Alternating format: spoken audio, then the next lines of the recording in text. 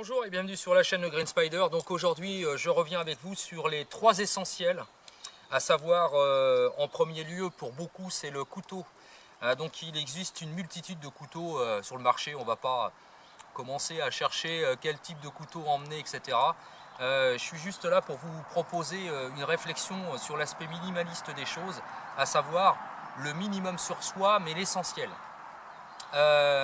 L'essentiel pour moi c'est d'avoir un couteau suisse. J'en ai déjà vanté les mérites dans plusieurs vidéos, j'avais fait un dossier complet d'ailleurs à ce propos. Aujourd'hui je vous propose ceci dans une perspective comme vous l'avez vu, par exemple pour récolter de l'essence de bouleau, enfin ou de l'eau de bouleau comme on voudra. C'est la pleine période, on est au mois d'avril mais c'est encore le temps de le faire. Donc bien sûr pour remplir une bouteille Nalgene complète, il faudra entre 1h30 voire 2 heures suivant le débit qui sera proposé. Alors pour ce faire, rien de plus simple qu'un petit morceau de paille, c'est ce qui est de plus pratique que vous coupez au préalable. Alors pourquoi ce couteau de chez Victorinox? Parce qu'on a une lame qui est somme toute très utile, qui peut être utilisée pour plein de circonstances bien sûr. On a également un décapsuleur avec une partie tournevis et une partie coupante, où on peut racler, faire des choses comme ça. Moins utile, le décapsuleur, donc il y avait l'ouvre-boîte juste avant, là c'est le décapsuleur et puis le tournevis plat. Dans la verte, bon on n'en a pas vraiment l'utilité, encore pour ceux qui emmènent des canettes de bière, mais sincèrement c'est pas bon truc. Et puis surtout on a également une scie. Cette scie, vous aurez l'occasion de voir, c'est quand même relativement efficace. Ça permet de couper des petites sections de bois de façon à faire tout un tas de choses. On peut penser à des piquets, des choses comme ça, pourquoi pas pour du départ de feu, etc., etc. Et chose absolument intéressante ici, c'est le poinçon avec lequel, qui est extrêmement efficace, avec lequel vous avez pu le voir, on a pu donc réaliser l'avant-trou à l'intérieur de l'arbre de façon à pouvoir creuser et permettre ainsi de faire l'avant-trou pour y positionner la paille pour pouvoir récolter de l'eau de bouleau. Voilà, donc ceci reste parmi les éléments les plus efficaces et pourtant les plus minimalistes que l'on peut trouver sur soi en permanence quand on va dans les sorties dans la verte. Donc on peut très bien se promener les mains dans les poches, quasiment totalement libre, et d'avoir ça sur soi, et on aura déjà une base pour réaliser quand même beaucoup de choses. Alors j'entends tout de suite les détracteurs, oui mais pour faire du bâtonnage ou des choses comme ça, comment tu fais? Le bâtonnage c'est une hache, si vraiment on est dans la mouise comme on dit, on peut se servir malgré tout de la lame, non pas pour faire du bâtonnage, mais au moins pour couper des petites sections de façon à faire du départ de feu. Pour ce faire, on ne laisse pas la lame ouverte au risque de casser la butée à l'arrière. On plie la lame à 45 degrés. On positionne ça sur le petit bois à fendre, comme ceci. On peut le faire. Ça peut être réalisé sans trop de problème. Il suffit de positionner ça comme ça. Et puis, en venant taper progressivement, on va pouvoir couper. Alors là, évidemment, c'est du bois mort. Donc, vous me direz, c'est facile. Mais ça marche sur du bois qui est quand même pas vert, mais même sec, on peut y arriver. On arrive à fendre du bois avec ça sans trop de problème. On peut réaliser bien sûr des faiseurs sticks et des choses comme ça pour le départ de feu. Bref, ce type de couteau Victorinox est particulièrement à propos. Maintenant, je vous montrerai les 2 autres essentiels.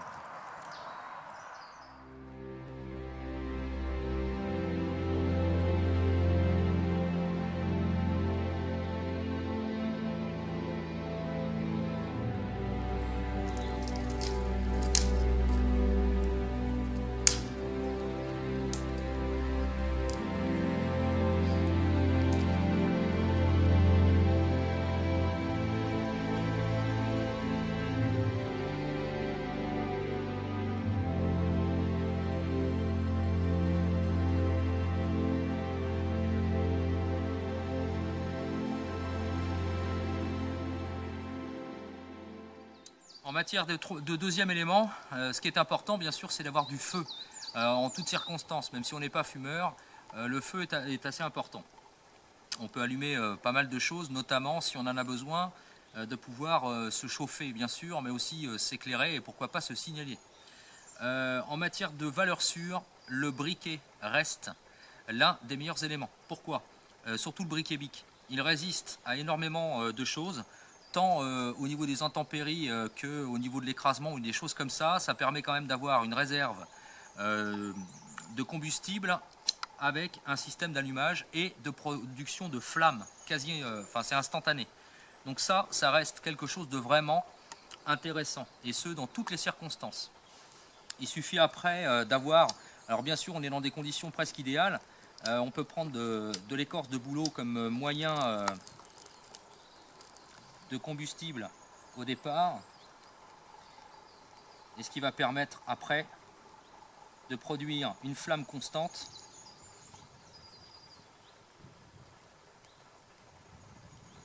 de façon à faire un départ de feu.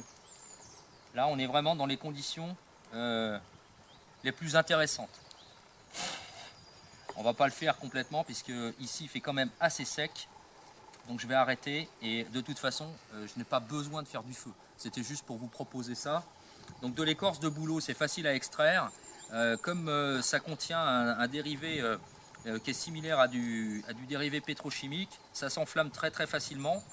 Donc comme le briquet lui propose une flamme constante et immédiate, voilà, on peut obtenir très facilement avec l'écorce de bouleau, voilà, un système de départ de feu. Donc le briquet, deuxième élément important.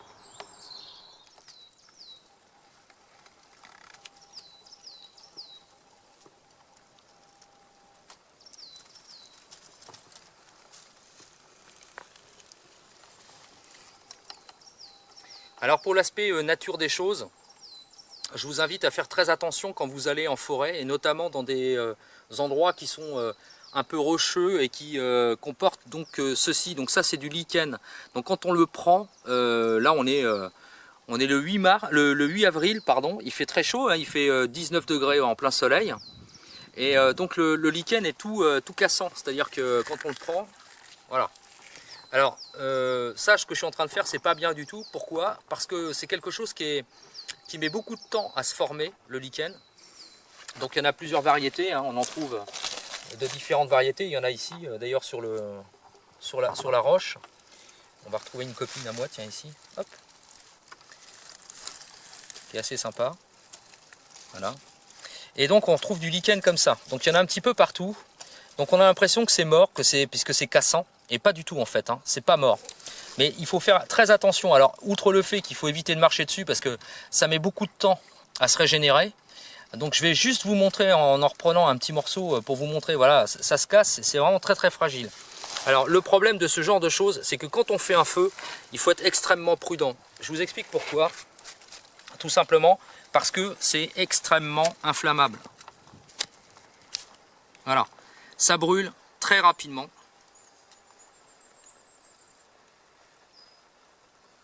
Et donc il y a un risque de propagation d'incendie qui est très élevé. Et comme on peut le voir, ça dure quand même pas mal de temps. On voit bien hein, à l'intérieur. Voilà, on voit encore la flamme. Donc ça, il faut faire super gaffe avec ça. Donc, quand vous faites du feu, si jamais ça vous arrive, surtout éloignez-vous de tous ces endroits qui proposent justement du lichen. Il y en a différentes espèces, on le voit bien ici sur le sol, il y en a un peu partout, il faut faire vraiment très attention. Si jamais le feu vous échappe, là c'est limite l'incendie assuré, hein. Donc il faut vraiment faire très attention. En plus c'est quelque chose qui est absolument important de préserver, donc il faut vraiment faire très attention.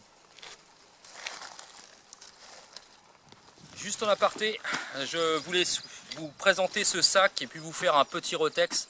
Même si c'est quelque chose que j'ai pas forcément depuis très longtemps, j'ai eu l'occasion de le tester, de l'utiliser, donc c'est pour ça que je vous en fais la présentation. Donc on est chez High Speed Gear, donc c'est une société américaine qui propose ce type d'éléments. Alors comme le propose d'ailleurs le logo qui est ici, voilà, donc c'est High Speed Gear qui propose ça.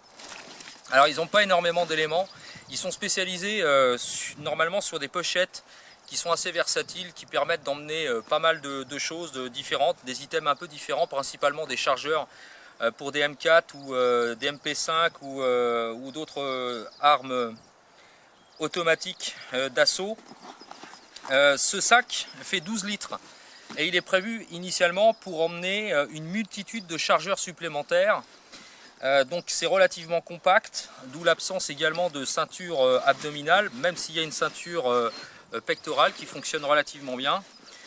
Sur le dos, on est sur quelque chose qui est rembourré, mais il n'y a pas de filet mèche, donc c'est assez rigide. On est sur une toile en multicam qui est la marque déposée, donc multicam, qui est en 1000 deniers.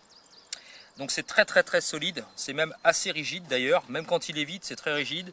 Ici des bandes patronymiques, et éventuellement moral patch comme j'ai pu vous le montrer. Là la paracorde c'est moi qui l'ai ajouté, c'est juste pour pouvoir y glisser quelque chose en dessous. On peut penser à une polaire, n'importe quoi, un blouson, tout ce qu'on voudra. Donc il y a des passants molly bien sûr, qui sont sur toute la surface au niveau, enfin pratiquement au niveau du sac, et puis également sur les côtés, donc on peut éventuellement associer quelques autres petits éléments. Et puis en dessous on retrouvera donc des œillets pour l'évacuation de l'eau si le besoin s'en fait sentir. Donc on est sur des fermetures qui sont non pas Waikiki, qui sont Lenzip. Alors Lenzip c'est une société qui est équivalent en fait chez YKK. Et puis à l'intérieur on retrouvera en fait le compartiment principal et puis deux filets mèches de part et d'autre à l'intérieur comme sur le compartiment extérieur, qui permettent donc de compartimenter, comme je vous le disais, normalement pour emmener des chargeurs. La particularité, c'est qu'à l'intérieur, on retrouve 4 passants, comme ici. Donc il y en a 2 de chaque côté et 2 autres dans le fond, enfin sur les 2 tiers, voilà, qui sont ici. Donc ça permet normalement d'associer également soit des élastiques ou des systèmes type Grimlock, comme ici, de façon à pouvoir solidariser à l'intérieur d'autres éléments. Donc ce qui est intéressant, c'est qu'avec les Grimlock, puisque ça passe parfaitement à l'intérieur, on peut y accrocher tout un tas de choses. Donc comme par exemple ici les clés, donc c'est sécurisé à l'intérieur du sac mais ça tombe pas dans le fond. Et puis là on peut associer pas mal d'autres choses, donc on peut penser à tout ce qu'on voudra. Donc après on peut associer librement, on peut mettre pas mal de choses quand même à l'intérieur, mine de rien ça fait que 12 litres, mais on peut quand même mettre pas mal de choses. Voilà. Donc je présente juste comme ça, c'est juste pour vous montrer le truc. Donc c'est pas mal foutu, c'est assez versatile. Ce que je trouve intéressant c'est la compacité, parce qu'on est sur 12 litres, donc c'est quand même relativement réduit. Sur le dos ça pose pas de problème. Au niveau de l'emport on peut quand même charger, donc il y a quand même moyen de faire des trucs intéressants. Donc à la demi-journée ou à la journée, éventuellement, quand on veut emmener un peu d'eau à l'intérieur, des choses comme ça, un gilet, enfin tout ce qu'on voudra, de quoi se nourrir ou quoi que ce soit pour la journée, finalement c'est pas mal. Alors moi j'aime beaucoup le multicam, je suis pas le seul puisque cet élément avant appartenait à mon ami Tactical Speeder, pour ceux qui connaissent. On peut le retrouver également sur Facebook, et puis bon c'est encore avec lui qu'on avait fait énormément d'échanges, donc c'était un élément que j'avais envie de tester et finalement je suis pas déçu. Je connaissais pas trop cette marque High Speed Gear. Alors ça par contre pour se le procurer c'est plus compliqué, en France il n'y a pas véritablement de dépositaire, hormis OPS Équipement, qui propose non pas ce sac, qui est le seul d'ailleurs de la gamme de chez High Speed Gear, mais qui propose des pochettes ou des choses comme ça. Donc je vous laisserai le lien pour que vous puissiez aller voir, toutefois vous pouvez les contacter si ça vous intéresse pour vous proposer, enfin vous procurer le sac en question. Alors c'est pas mal, les bretelles sont en S, donc c'est confortable, ce sont des petites bretelles. Par contre il y a moyen d'adapter ça à sa morphologie sans aucun souci. Alors initialement c'est prévu pour être monté sur un gilet Siras, c'est-à-dire que les militaires portent ça en plus. Donc au niveau garniture extérieure, il n'y a pas besoin d'avoir quelque chose qui soit normalement en contact direct avec le dos. Donc ce qui explique que ce soit dépourvu de filet mèche pour la respiration. Mais bon, on peut le mettre quand même. Par contre, il y a une particularité, c'est qu'à l'intérieur des bretelles, ici, c'est pas du filet mèche, c'est du néoprène. Et c'est exactement le même type de néoprène qu'on retrouve sur les combinaisons de plongée. Alors, l'avantage, c'est que ça a un grip qui est très important, donc ça tient très bien sur les épaules. L'inconvénient majeur, c'est que dès qu'il commence à faire chaud, là, on se met à transpirer énormément. Sincèrement, on transpire beaucoup. Là, aujourd'hui, il fait chaud. Je peux vous assurer que ça, sur les épaules, au bout d'un certain temps, ça se fait quand même pas mal sentir. Donc bon, c'est un petit peu dommage, mais ça s'explique, comme je vous l'ai dit, parce que normalement c'est prévu pour être sur des gilets. Donc normalement on n'a pas à sentir sur les gilets militaires, on ne sent pas ce principe-là. Donc malgré tout, ça reste un sac qui est assez atypique, dans un coloris qui passe très très bien. Alors pour ceux qui connaissent, je vous avais précédemment montré le Essential Pack de chez Tasmania Tiger, qui était à peu près du même volume, il faisait que 8 litres l'Essential Pack, celui-ci en fait 12, mais on retrouve la même configuration finalement, c'est-à-dire vraiment l'essentiel, hein. C'est d'ailleurs la même modélisation intérieure que le Tasmania Tiger. Donc du coup, pour ceux qui cherchent quelque chose d'un petit peu plus conséquent que le TT, que le Tasmania Tiger, dans le même type de look, et puis malgré tout avec quelque chose d'assez confortable, on peut penser à ça. Alors au niveau des tarifs, faut faire attention, c'est aux alentours de 90 €, mais il faut penser aussi aux frais de port. Donc voilà, pour se le procurer. Donc c'est pas forcément non plus très très bon marché, il faut être honnête. L'avantage majeur, c'est la résistance, parce qu'on est sur quelque chose qui est extrêmement résistant. Comme je l'ai dit, on est sur du 1000 deniers, c'est quand même très très rigide. Et puis au niveau du confort, malgré tout, c'est quand même confortable.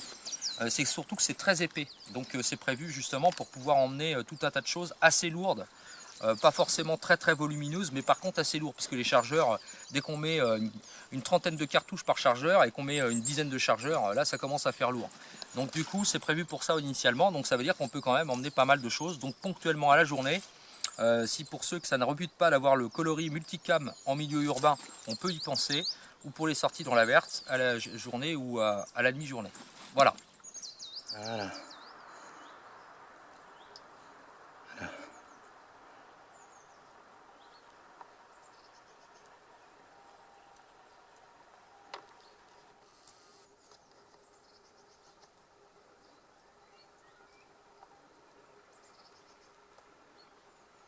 C'est monstrueuse.